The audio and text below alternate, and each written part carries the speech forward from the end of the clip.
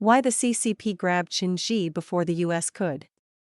Chinese state television aired footage on January 8 showing armed police escorting Chen into custody after Cambodia extradited him to China a day prior. Chen, founder and chairman of Cambodia-based Prince Holding Group, was indicted by the United States in October 2025. U.S. prosecutors allege that his conglomerate is a front for multi-billion-dollar online fraud schemes and money laundering operations.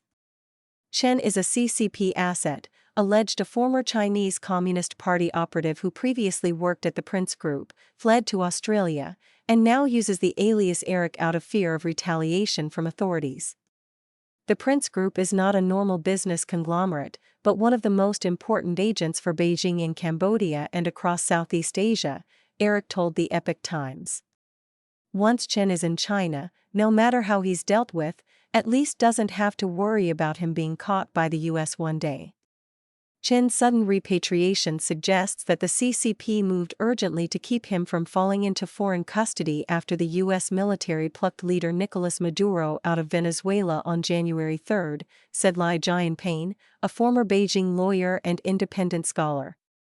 The U.S. military's successful capture of Maduro could give Washington leverage to pressure governments such as Cambodia's to hand over individuals wanted by the United States without long-distance military intervention, he said. Chen is an important CCP asset, he said, noting that the United States, the UK, China, Thailand, and other countries all wanted him. He is an extremely sensitive figure, Lai said. Who holds him makes a big difference.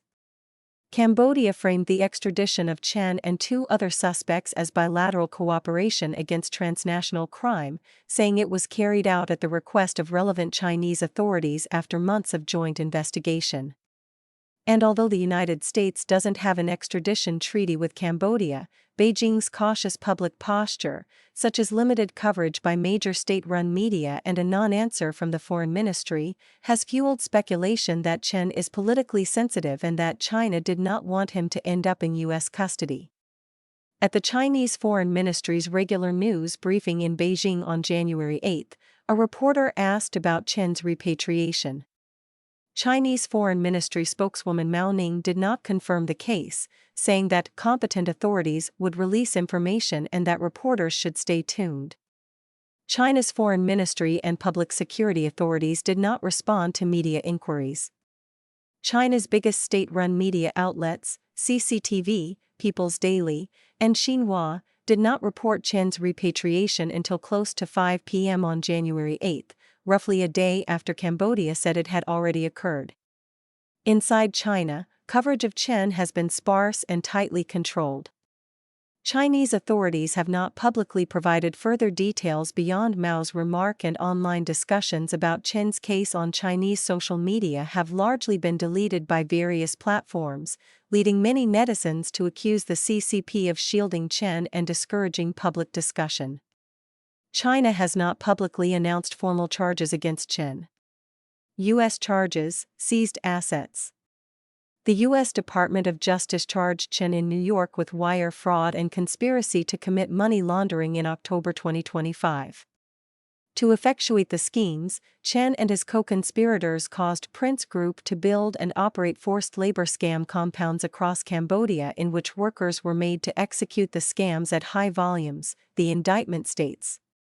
Prosecutors alleged his network was tied to industrial-scale online fraud, including the use of pig butchering schemes. Pig butchering schemes are sophisticated long-con scams that often involve romance or friendship fraud, in which scammers spend weeks or months building trust online before pressuring victims to pour large sums into fake investments, and then stealing it all. The schemes resulted in billions of dollars in losses incurred by victims in the United States and around the world, the indictment states. The DOJ also moved to seize more than 127,000 Bitcoin tied to Chen, valued at roughly $15 billion at the time, while multiple jurisdictions, including the United States, the UK, Singapore, Thailand, Taiwan, and Hong Kong, have frozen or seized assets linked to him. Chen and his co-conspirators used their political influence in multiple countries to protect their criminal enterprise and paid bribes to foreign public officials to avoid disruption by law enforcement, the indictment states. Prince Group did not respond to a request for comment. On November 11, 2025, the organization denied the allegations and called the charges baseless.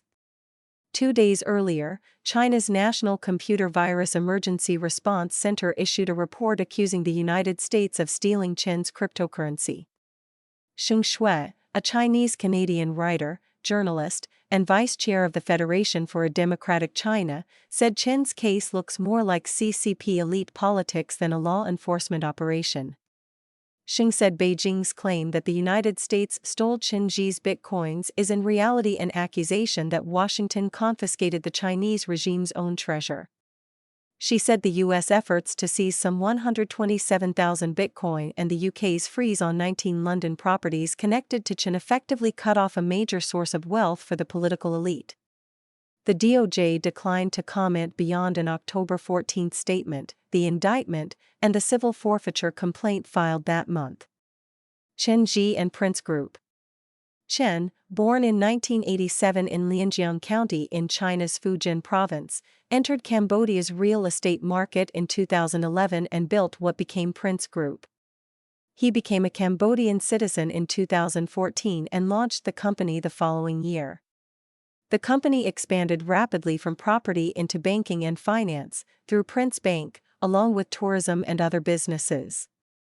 The DOJ notes that Prince Group operated dozens of business entities in more than 30 countries. Chen's ascent was closely linked to Cambodia's political elite. In July 2020, he was awarded the Ong Ha title, a prestigious civilian honor usually bestowed on wealthy donors and business figures closely connected to the state, often through patronage networks. He subsequently served as an advisor to former Cambodian Prime Minister Hun Sen and his son, Hun Manet, the current Prime Minister. Prince Group also cultivated a public profile in China.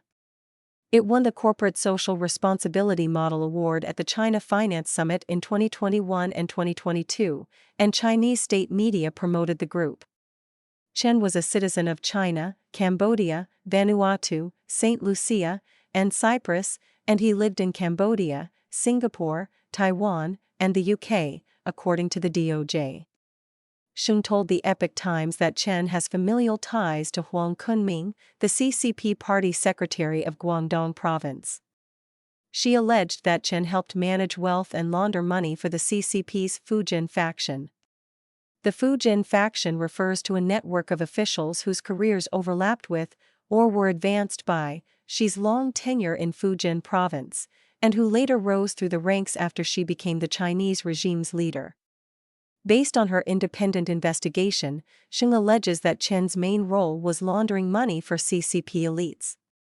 She alleges that Chen had access to influential individuals within the Ministry of Public Security and the Ministry of Foreign Affairs, as well as the Xi family's base in Shenzhen, including the Shenzhen guest house. The Epoch Times could not independently verify the claims. Chen's Cambodian citizenship was revoked in December 2025, according to local media reports.